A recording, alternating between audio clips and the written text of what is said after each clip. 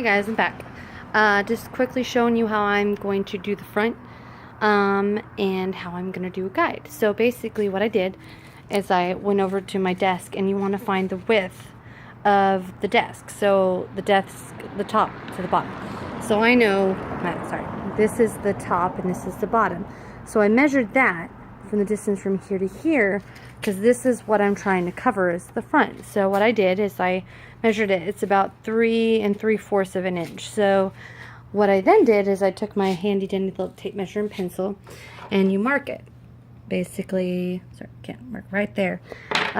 Once you measure out how far you're gonna want the desk or the edge. Anyways, so in a perfect world, you'd have a nice fancy handy dandy miter saw that will, just zip right through and everything will be fine. But what I have right here is something I'm actually very terrified about, but Chad has lessened my fears, is this nice little hand saw.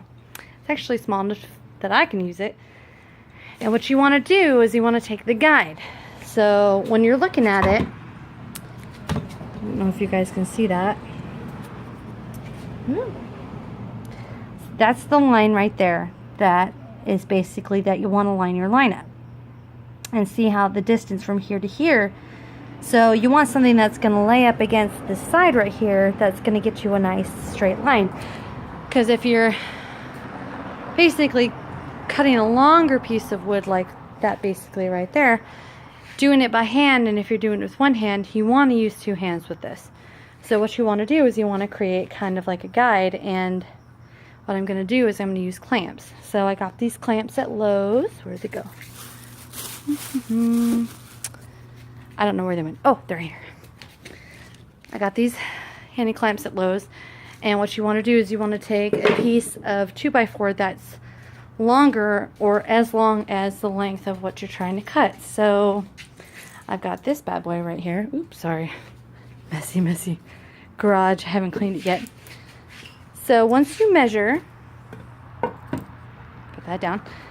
Once you measure, you want to draw a line, and you want to draw a line out basically where you're going to have to cut along. So let's just pretend there's a line right there. Anyways, so what you want to do is you want to take something that's going to be sturdy, and you want to lay it down after you measure. And I'm not going to do it, but I'm telling you, measure. Take your measuring tape, and you want to measure the distance between there and there. So say, for example, let's do it on this side.